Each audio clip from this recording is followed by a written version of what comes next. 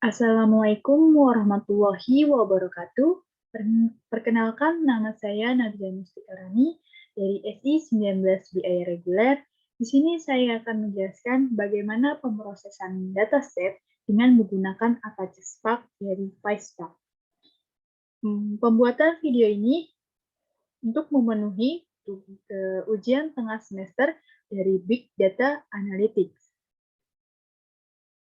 Untuk langkah pertama, agar PySpark dapat dijalankan di dalam laptop kita atau komputer kita, haruslah terlebih dahulu mendownload Apache Spark dan mengaktifkan PySpark di dalam laptop kita.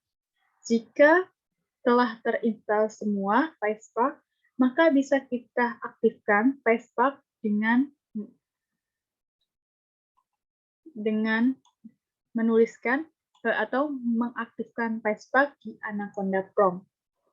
Jika sudah ada tulisan base ini, maka Anaconda Prompt sudah aktif. Kita akan aktifkan PySpark di laptop kita dengan tulisan Conda Activate PySpark. Kita enter.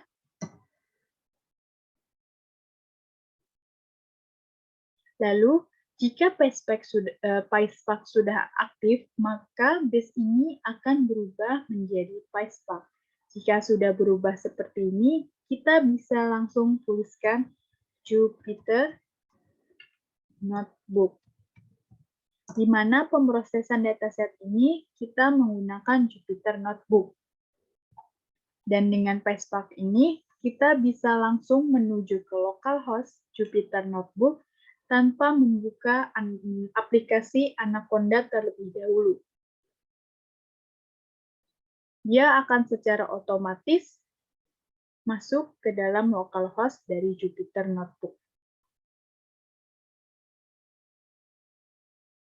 Setelah masuk ke localhost Jupyter Notebook, kita haruslah membuat sebuah folder untuk menggabungkan antara satu file, yaitu dataset yang akan kita gunakan, dan file dari script yang digunakan untuk pemrosesan dataset.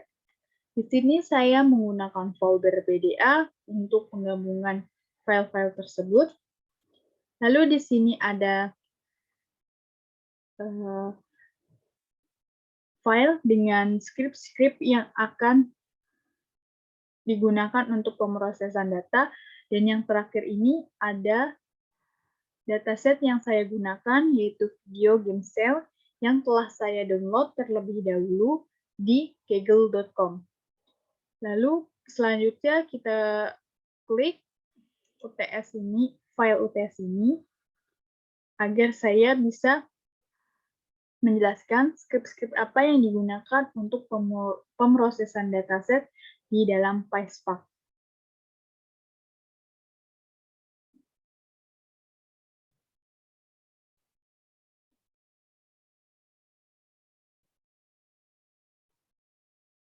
Untuk tahapan yang pertama, yaitu ada script, yaitu import find_spark atau find_spark.ini, di mana baris pertama import find_spark ini digunakan untuk mengimport library dari PySpark, atau maksudnya dari library find_spark yang telah kita download di laptop kita berbarengan dengan install PySpark-nya.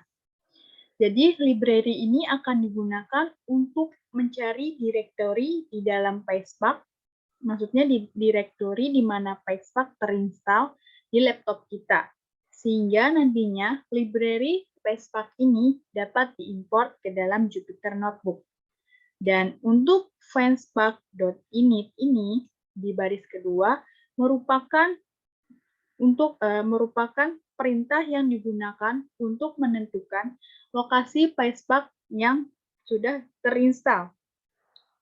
Dalam hal ini, maka find_spark.init ini akan memanfaatkan library yang telah kita install sebelumnya.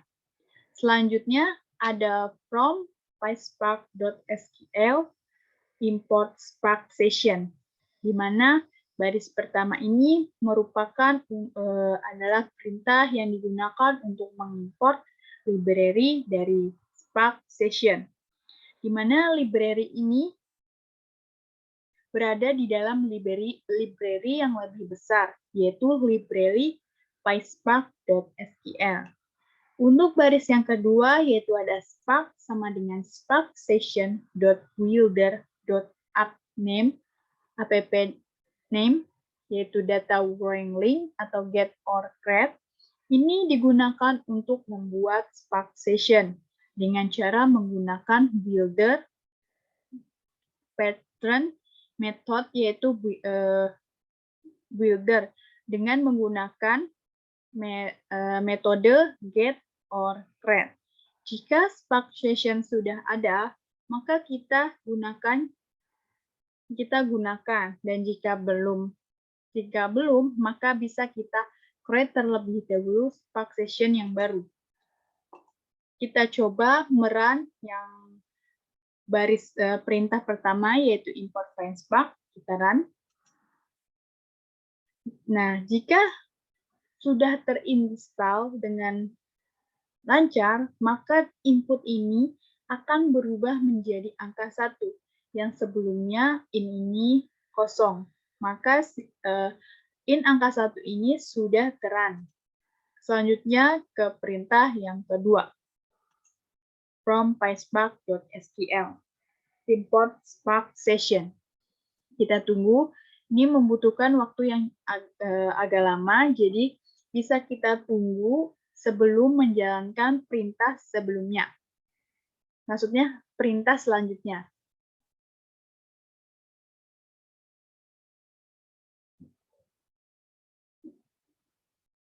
Kita tunggu.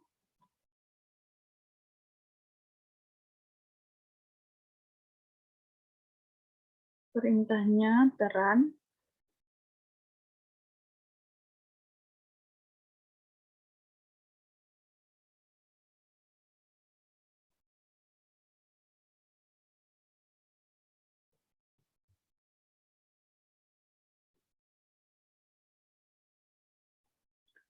Untuk perintah yang kedua sudah terun, yaitu yang kosong menjadi angka 2. Selanjutnya penjelasan mengenai import SJS ini. Untuk perintah import SJS, print Python version, dan print Spark version ini akan menghasilkan sebuah output dari aplikasi Python versi berapa yang kalian gunakan, dan Spark versi berapa yang kalian gunakan.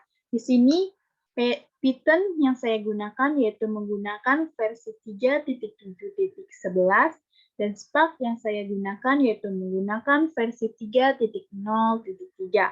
Selanjutnya perintah yang keempat, di mana perintah keempat ini adalah untuk membaca sebuah dataset, di mana file location. File location ini merupakan tipe nama dari, nama dari dataset yang sudah terdownload di kaggle.com, di mana namanya yaitu video_game._cell.csv. Ini harus sesuai dengan nama yang telah terdownload datasetnya. Lalu file type. File type ini merupakan tipe dari dataset yang telah kita download. Tipe file dataset yang saya gunakan yaitu CSV. Selanjutnya ada infer_schema, yaitu saya menggunakan false, dan first row is header, yaitu saya true. Di mana first row is header ini kita bisa lihat di dataset yang kalian download, apakah dia mempunyai header atau tidak. Jika mempunyai header, bisa ditulis true, dan tidak mempunyai header, bisa ditulis false. Delimiter. Delimiter ini merupakan pemisah antara satu kolom dengan kolom lainnya. di mana delimiter dari dataset yang saya gunakan yaitu adanya tanda koma. Jadi, pemisahnya merupakan tanda koma. Selanjutnya, maaf, kita run terlebih dahulu apakah sudah berhasil. Nah, jika sudah terun, maka input akan berubah menjadi angka. Selanjutnya yaitu keseluruhan script untuk membaca file dataset. Sel di atas, sel ini merupakan satu perintah panjang untuk membaca sebuah dataset. Dengan format data, yaitu file type-nya yaitu ada CSV, atributnya yaitu inverse schema yaitu false dengan nilai false, header-nya dengan nilai true, dan delimiternya sep yaitu tanda koma. Dan nama file location-nya itu nama sesuai dengan perintah yang di atas, yaitu videogamecell.csv. Kita run keseluruhan script untuk membaca file dataset. Ini membutuhkan waktu juga yang agak lama. Jadi, jika tidak menghasilkan sebuah output, kita bisa melanjutkan ke tahap selanjutnya jika itu tidak terjadi error atau tidak terjadinya kesalahan.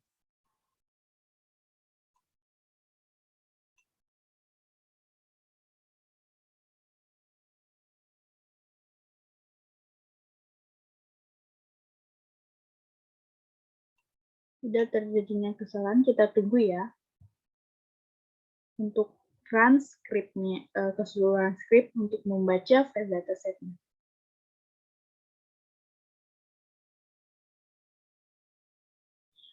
Untuk script ini sudah terun, yaitu inputnya sudah berupa angka.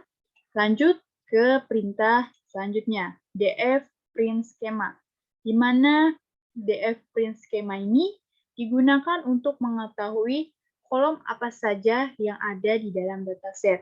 Dan df print schema ini akan menampilkan juga tipe data dari kolom tersebut dan nullable-nya. Kita run, maka output-nya menghasilkan nama kolom, nama tipe data, dan nullable-nya. Di sini kolom yang ada di dataset video game cell yaitu ada kolom name, kolom platform, kolom year of release, kolom genre, kolom publisher, kolom NA_sales, kolom EU_sales, kolom JP_sales, kolom authors_sales, global sale, critic score, critic count, user score, user count, developer, dan rating. Di mana tipe data dari kolom ini masih sama, yaitu semuanya string dengan nullable-nya true. Kita ke tahap selanjutnya, df.dtypes, di mana df.dtypes ini sama seperti perintah yang di atas, tetapi hanya membedakan dia tidak ada nullable true-nya. Jadi dia akan menghasilkan sebuah output dengan nama kolom dan tipe data dari kolom tersebut. Kita run, maka outputnya nama kolom dan tipe data dari kolom tersebut. Selanjutnya kita ke perintah yang ke-8, yaitu ada df.count. Di mana df.count ini kita akan mengetahui berapa jumlah baris data yang ada di dalam dataset kita. Kita run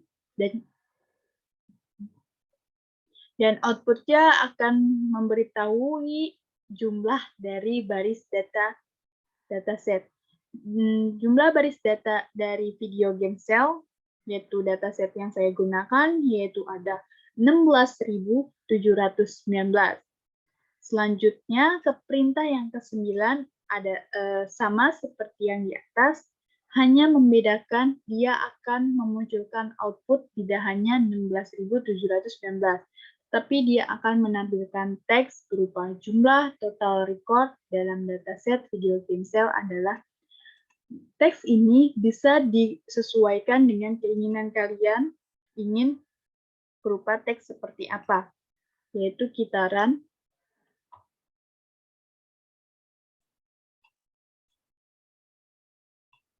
Kita tunggu sampai perintahnya terun.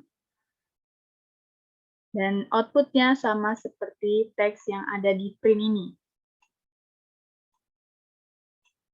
Selanjutnya, kita ke perintah yang ke-10, yaitu df.columns.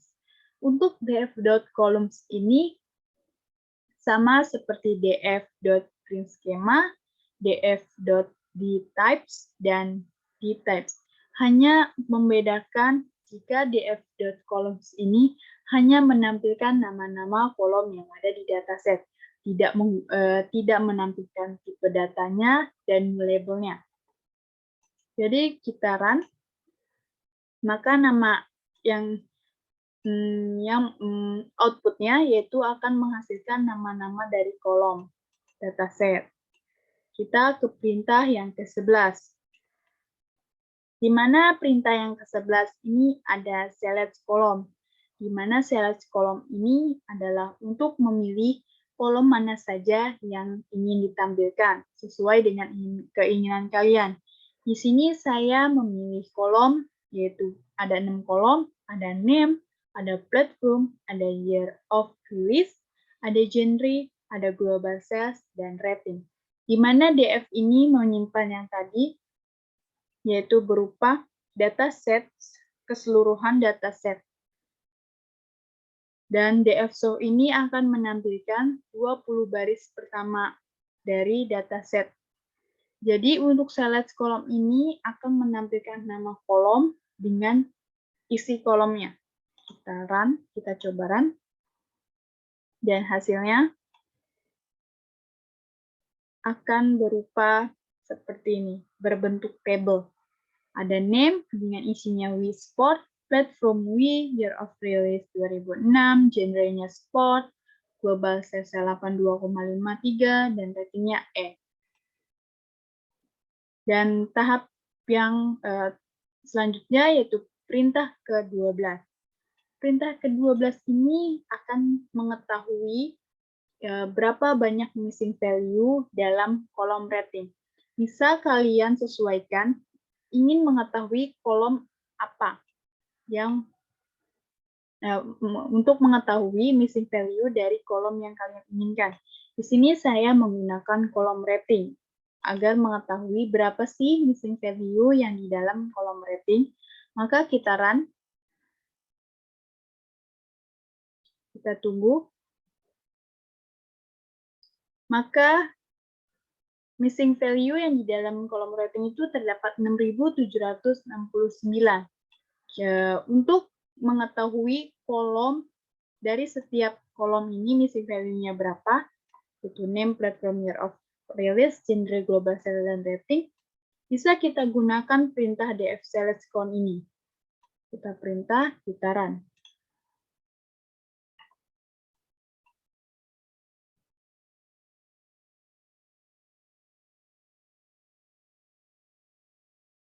Maka dia akan menghasilkan sebuah table dan isinya, yaitu name dengan missing value-nya 2, platform 0, year of release 0, genre ada 2, global sales ada 0, dan rating ada 6.769.